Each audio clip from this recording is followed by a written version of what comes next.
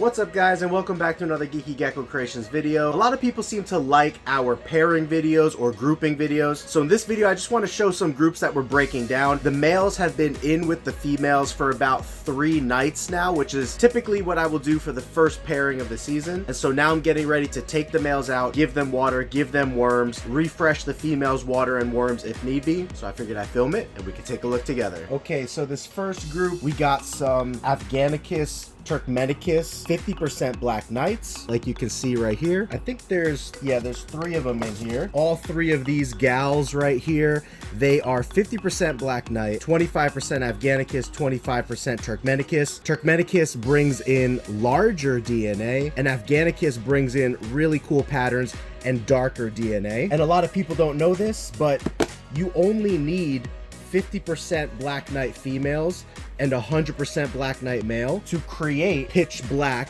Black Knights. It's always an odds or percentage base outcome. So even if you pair 2 pitch black Black Knights together, you're not going to get 100% pitch black Black Knights, and pitch black Black Knights are usually very small, very inbred, less fertile for the females. So you actually do a little bit better breeding to 50% to 75% Black Knight girls to a 75% to 100% Black Knight male. You're gonna get bigger animals, and you're still gonna get a certain percentage of those animals will be pitch black. Some will be just dark, and then others will be a little bit on the lighter side. All 3 of these girls look great. Nobody's getting beat up on. Nobody has bad wounds or scarring or anything like that, so there's no signs of aggression female to female. So these guys will stay together. I'll get the male's tub, who is kept separately, and we'll give him a couple days off before he hits his next group or his next repairing. Now this next group is like my pride and joy. You guys have heard me talking about our Obsidian Black Knight project, and Obsidian Black Knights are basically a line of Black Knights that are mixed with high levels of Afghanicus DNA, and then of course high levels of pure Black Knight DNA. And what that does, in my opinion, is it gives the offspring a higher likelihood of being darker long-term and not sacrificing the health of the animals by inbreeding, but actually increasing the health and longevity of the project by outcrossing to wild types. So let's take these 2 as an example. These 2 are 50% Black Knight, 50% Afghanicus. So this is just a generation 1, and you can see how dark these animals are. Usually 50% Black Knights will almost be undetectable. They might have a little bit of darkness to them. They might be like C tier or D tier animals. But what I've noticed with generation 1, 50% Black Knights that are crossed with Afghanicus, so 50% Afghanicus, is some of them will pop out like this, which is very close to a B tier slash some 100% Black Knights aren't even this dark. So this is a 50% Black Knight, and it's darker than some 100% Black Knights. And one of the reasons for that, or I should say the main reason for that in this specific bloodline, is the Afghanicus DNA. Now, not all of them will pop out as dark, but notice my words that I used a second ago. They have a higher likelihood to more consistently produce healthier and darker animals because of the Afghanicus DNA. So you can see this is another one right here that actually turned out a little bit lighter. It's still 50% Black Knight, 50% Afghanicus. And you can see this one a little bit lighter as well, 50% Black Knight, 50% Afghanicus. But if you were to look at normal 50% Black Knights, they're not even this dark. They're not even usually anywhere close to this. And Afghanicus also has so much dark spotting that comes in and pattern that comes in, which also contribute to the Black Knights being the darkest that they can be, because the spotting layer, which is layer number 3 of color layer of leopard geckos, if you haven't seen that video of mine, I'll leave a link to it in the top right corner here. There's 3 color layers of geckos. Number 1, the base color, which is on this gecko is yellow. Number 2, the jacket, as I call them, which right here you can see a little bit of purple, a little bit of lavender. And layer number 3 is the spotting. The spotting will always be the darkest layer of a leopard gecko, because a leopard gecko's genetics can code for pitch black on the spotting. So So what I think is happening with true Black Knights, like this beautiful, beautiful pitch black Black Knight dark boy right here, is layer number 1, which is the base color, is filling in dark. Layer number 2 which is the jacket, is also filling in dark. But I also think layer number 3, which is the spotting, really contributes to the animal appearing pitch black or being as dark as it can be. Because again, what's the darkest part of a leopard gecko's color pattern? It is layer number 3, which is the spotting, which you can see on this guy. But if you look at this guy, my theory is that the spotting is becoming so heavily spotted and so heavily clumped together that it helps to contribute to this overall pitch black dark pattern. Now, of course, it does appear that color layers 1 and 2 do play a huge part into the overall darkness of the Black Knight as well, but I do think color layer 3 plays a huge part, and that's what the Afghanicus excels in. Because you can see this 50% Afghanicus, just how dark it is because of all of that spotting that clumps together, creating a very overall dark animal for just being 50%. All right, here's something a little bit different. This is a Firebold group, Firebold / Bengal group, which is basically bold stripe mixed with Tangerine. So I will show you the male first, and the video is going to mute his orange colors because that's just what videos do, but you could see what the spotting does. We were talking about pattern layer number 3, which is that spotting layer that we discussed in the very last group that we showed, and that's how bold stripes actually got their stripes. Pop quiz: which color layer are the stripes on a bold stripe leopard gecko? Is it layer number 1, which is the base color, layer number 2, which is the purple, or what I call the jacket color, or layer number 3, which is the spotting? If you thought to yourself, the spotting, you are absolutely correct. And so you can see some of these Firebold animals. These come from Firebold projects, but they're not very striped in appearance themselves. They might have been more striped as babies, but then sometimes the stripes kind of widen out and turn into spottings until you get really good examples of this, which do exist out there, but this is the group that I'm setting up for right now. And although these guys are not the greatest example of actual striping mixed with Tangerine, this boy is actually pretty nice, and based on his genetics and lineage, I'm pretty hopeful that this striping that he has already coming in here, plus his history of where he was bred from and what lines he came from, will have a higher chance to produce striped babies. But even if they don't produce very striped babies, I'm still happy with the look of a gecko like this. Very orange. And I do like that look of Tangerine mixed with emerine or green coloration, and then kind of like lavenders and black spotting. So regardless of whether these babies turned out striped or just kind of Tangerine and spotted, I'm happy either way. Okay, now this is always a fan favorite Clown Blood Emerine group / project right here. And the Clown project is fine on its own, but there's a lot of other projects and bloodlines that you can mix very well with Clown, because Clown is basically a Tangerine, emerine, spotted, jungle type pattern that you're going for on the animals. And this boy is pretty old here, but a lot of money was spent on him back in his day or prime, which would have been like his first year of life. That's when clowns typically look the best, is within the first 6 months of life. And then like any leopard gecko, they're going to fade a little bit. Now the camera is going to wash this out, but he does have some kind of burnt, faded oranges here.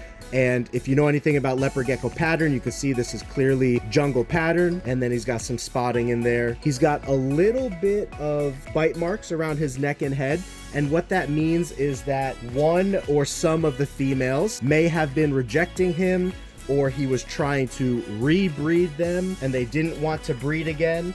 And so that's something that you do have to look out for when group breeding leopard geckos, is you have to see how the group is getting along.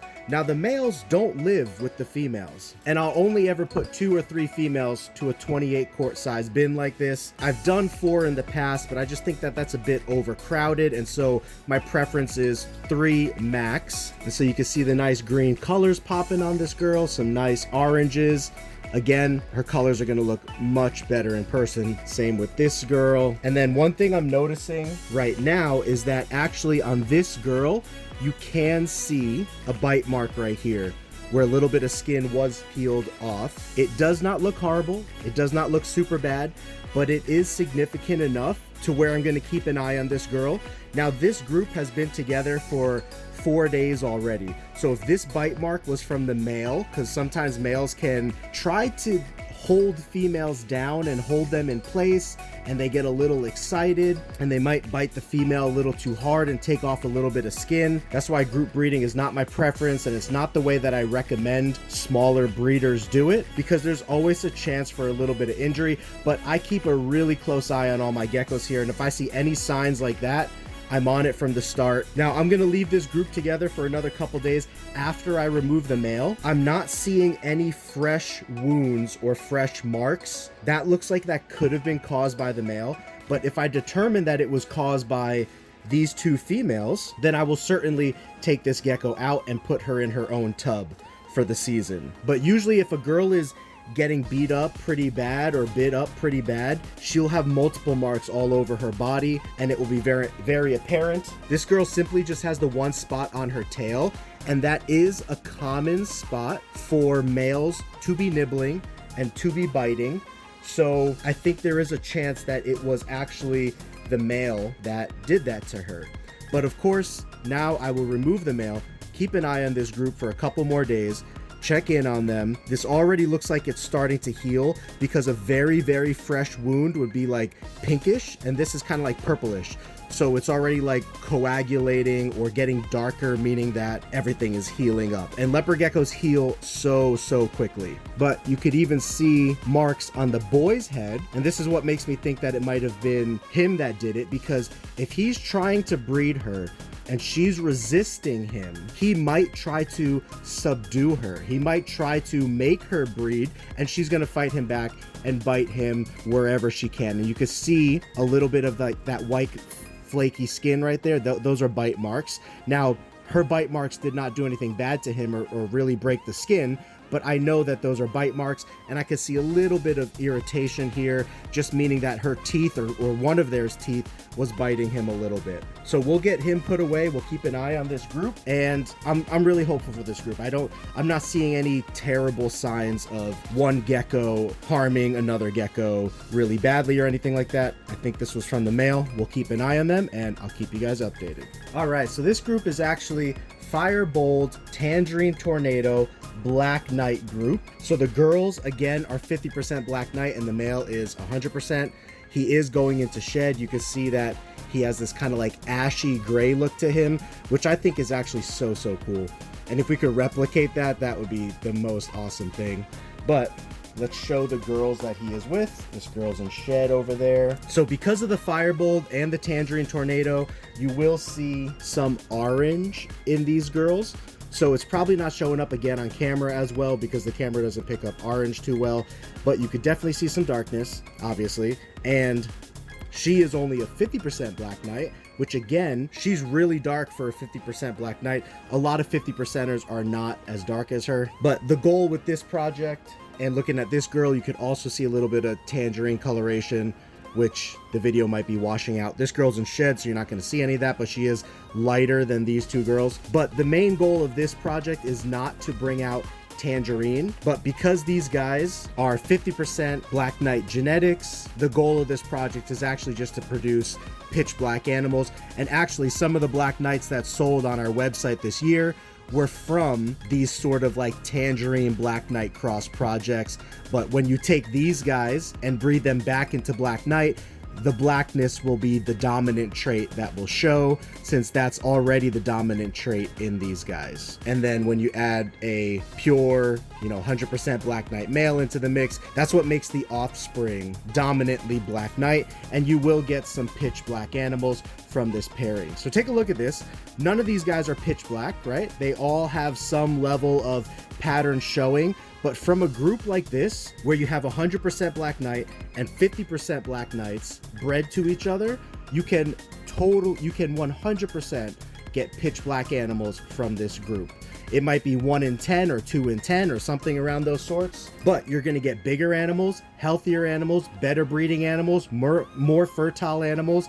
And so in my opinion, it's 1,000 times better to breed a group like this and get pitch black animals than it is to breed 2 pitch black animals to each other that are kind of small already, maybe are going to have fertility issues, and heavily inbred in the Black Knight project. So we do a lot of Black Knight outcrossing, crossing back, outcrossing, crossing back here to have the darkest, the healthiest, the most diverse, and the most unique Black Knights that we can possibly produce. All right, this is a fan favorite and definitely one of my favorites from this year, and this is a brand new male to me. This is a brand new female obtained from the Black Ops collection. Now, if you remember this girl, oh no, sorry, I thought this was the girl from the first video, but it's not.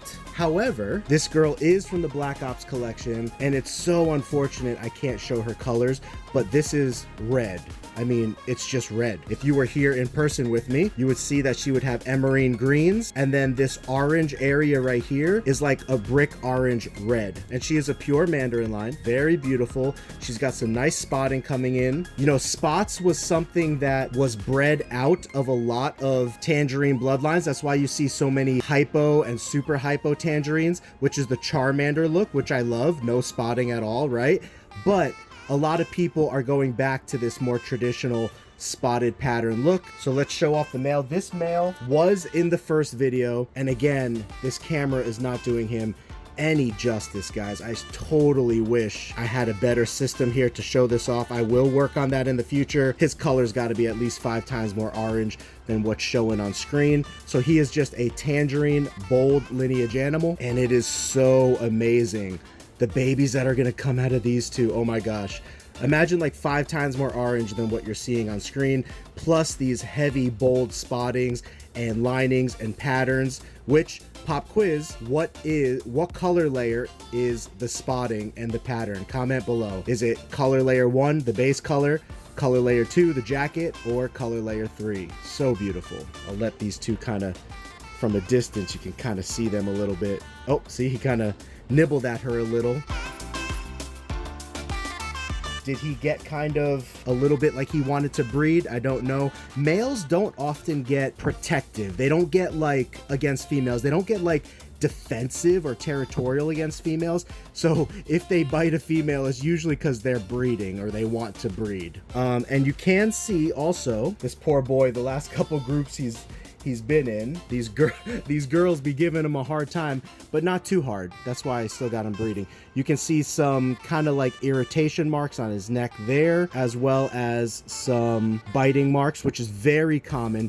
Females will very commonly bite males around the head / neck area, and you can see all the way up to his eye right here. His eye's not damaged at all. Their skin is so tough. It would take a really bad bite or just a bad luck of where the bite happened for it to be a bad bite. Reptiles are meant to bite each other. I mean, anyone who works with big lizard species like Tegus, you know the strength of the jaws of Tegus and the way that they hold the females by the neck with their very sharp, razor sharp teeth. So like, lizards have thick skin, maybe not crested geckos, but crested geckos also don't have very thick teeth. And so one of the reasons why I think leopard geckos have thicker skin than crested geckos is because they have bigger and sharper teeth than crested geckos. So that would be an interesting observation to try to document, is all of the lizard species that, bite each other to breed, that have sharp teeth, do they have tougher or thicker skin compared to species that bite each other to breed, like lizards, like crested geckos? Gargoyle geckos even have tougher skin than crested geckos, a little bit in my opinion. And then Leachianus geckos, they don't have tough skin from what I remember. I don't have leechies. and their teeth are like 10 times sharper and bigger than Cresties. So maybe my theory is debunked there, but it would be an interesting observation to try to track. But anyway, as far as leopard geckos go, you can see this boy's perfectly fine. He's in great health, no issues whatsoever, no open wounds, just some irritation, bite marks, a little bit of like, it almost looks like shedding, like skin that didn't shed, but that is an irritation mark from a female that did get a little rough with him. One more look, these two next to each other, gorgeous, gorgeous animals. And this is just an individual pairing, meaning that for this particular project and incubation cycle, I want to really keep track of their babies, and I have no other female at the time that she was put into this tub that was like equal to her, the way that she looked, and equal to her genetics. Because you don't want to mix and match genetics to a point where you don't know what the offspring are going to be. So I will only put geckos into groups that have the exact same, similar, or genetics that don't matter for what my goal is for the offspring. But if I'm specifically trying to track something like really, really well, I might do a one-on-one pairing like this. And I guess at the time that I set up this group, there was just no other female comparable to set up with her, so I just did a one-on-one thing. All right, and last but not least is one more Afghanicus Turkus Black Knight group. And again, one of the reasons I like this, Turkmenicus brings in size as well as some pretty cool pattern and sometimes darkness, but Afghanicus definitely brings in darkness. So these guys again are 25% Afghanicus, 25% Turkmenicus, 50% Black Knight, all three of these guys right here. And this male making a getaway is 100% Black Knight, and hopefully he got the job done over the last 3 to 4 days with these girls. And we will have some Generation 2 Afghanicus Turkmenicus Black Knights, which will be 75% Black Knight, 12.5% Afghanicus, 12.5% Turkmenicus, but 100% gorgeous geckos. So here's this Black Knight male as well. Now I do have some more groups that I set up this year that I didn't get to show on film, but these were just a few that I wanted to show so far, and we will probably be setting up more groups still as the year goes on, especially Black Knight. I want to produce a lot of Black Knights for you guys and just have a lot for the American market to enjoy, because I love Black Knights. A lot of people love Black Knights, and so that's one of my main goals this year, is to produce a ton for the leopard gecko hobby. And I still have a bunch of animals that I'm going to be uploading to the website for sale that are from 2024 pairings, so you will see those coming about once or twice a month, for 30 to 40, sometimes 50 geckos per upload. And I think my very next drop is going to be Memorial Day towards the evening time, 2025. So sign up for our newsletter, keep track of our social medias, because I make all the announcements there. And again, if you want a personalized text message from me to you when our website goes live, even before the newsletter goes out, even before this little gecko's making a getaway here. She's so sweet though, I'm just gonna hold her. Even before I make any announcements on social media, shoot me a text, 480-299-7657. And every time I make a drop that you want to be notified, I can personally text you and notify you, especially if my update happens early. Like for example, if you were to go on the website right now, there's a countdown timer for like 2 more days until the website drops the next batch of geckos that are gonna hit the website. But if I get done earlier, I can notify you and give you like an hour heads up, like, hey, in an hour, I'm gonna be dropping the geckos, so that you can sort of have first dibs or first glance along with everybody else that's on my text message follow-up list. So anyway, whenever you guys are watching this, I hope you're having a good week. I hope you're having a good weekend. God bless you guys, and may we continue to spread the love for creation, the love for each other, and specifically the love for leopard geckos with one another. Thank you guys so much. God bless you guys. I'll see you in the next video, and until then, have yourself a geeky gecko great day. Peace.